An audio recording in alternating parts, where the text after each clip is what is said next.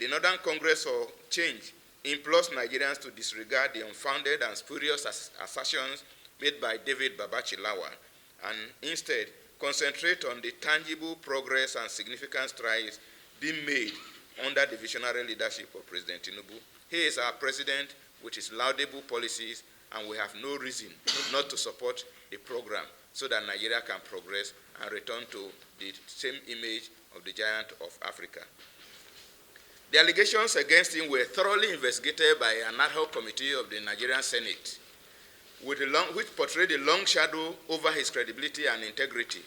His tenure as SGF was marked by a litany of corruption allegations and scandals, and his removal from office as the Secretary to the Government of Federation was a watershed moment in Nigerian politics, raising serious questions about his trustworthiness and moral justification. Furthermore, it is worth to note that even in the last election, he supported Mr. Peter Obi for his elections, for his bid for presidency. And we see that that raised a lot of doubts about his judgment and his ability to make accurate assessments of political situations. Now, if we go back to Nigeria before Tinubu and the corruption in the oil sector, before we embark on such an examination into the current state of Nigeria under the leadership of President Tinubu, the Northern Congress for Change invites us to take a moment of reflection on the notorious circumstances, nation's circumstances prior to his administration, and leaving everyone to be a better judge in the end.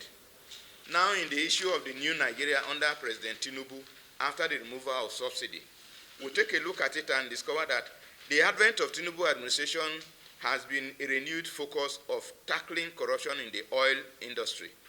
The courageous decision to eliminate fuel subsidy has proven to be a crucial milestone on the path of economic reform. The government has introduced several reforms aimed basically at increasing transparency due to the process of accountability in the sector. These reforms include the introduction of open and transparent bidding process for oil licenses, the introduction of independent regulators to oversee the sector, and the implementation of a very robust anti-corruption program. We can see from there that the government is also taking steps at recovering stolen funds and assets, by which the government has mandated the Economic and Financial Crimes Commission, Nigeria's Anti-Corruption Agency, with sole empowerment to investigate and prosecute cases of corruption in the oil sector, with several high-profile cases being prosecuted in recent years. The advantages of eliminating these four subsidies can be seen clearly with a bold move has precipitated a surge in private investment in the oil sector, bolstering efficiency and curtailing wastage. The resultant savings have been judiciously redirected towards the critical sectors such as infrastructural development, education, healthcare, and also beginning to yield multifaceted benefits to the nation. President Tinubu's administration has demonstrated an unwavering commitment to inclusive leadership, skillfully balancing the diverse socio-political and religious inclinations of the nation. The exemplary leadership further spearheads an unprecedented era of economic prosperity with tangible results manifesting in various sectors already that we can attest to. Among the notable ones of this administration was the achievement of a historic milestone by introducing the present student loan program for all citizens, which has had a rigorous process set in motion to make sure they identify eligible candidates and prevent irregularities. This is also a move resulting from the subsidy removal. Despite the vociferous opposition from unpatriotic Nigerians on this issue, who have long benefited from the corrupt subsidy regime. You know, it is traditional that when you fight corruption, corruption will want to rebound. That's what they are doing in that aspect. So we are focused on comprehensive agenda, undeterred by the cacophony of criticisms from those hell-bent on perpetuating the status quo of corruption in the oil sector.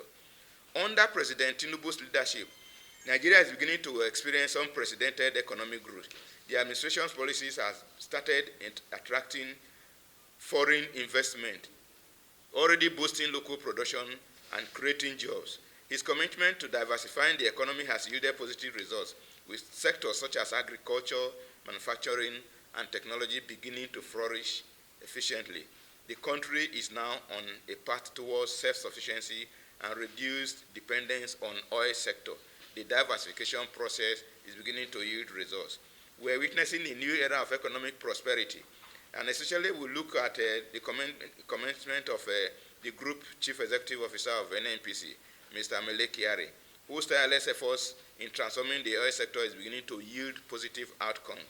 His visionary leadership and innovative initiatives have revolutionized the industry, placing Nigeria on the path to economic prosperity once more.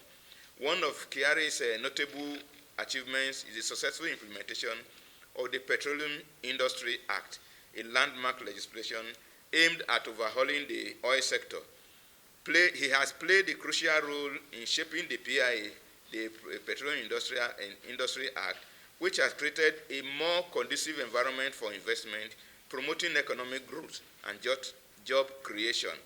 That commitment is also an adoption of clean energy solutions, such as solar power and gas-powered initiatives. This aligns with global efforts to reduce carbon emission and promote cleaner environment, and that is the thing that is happening around the world.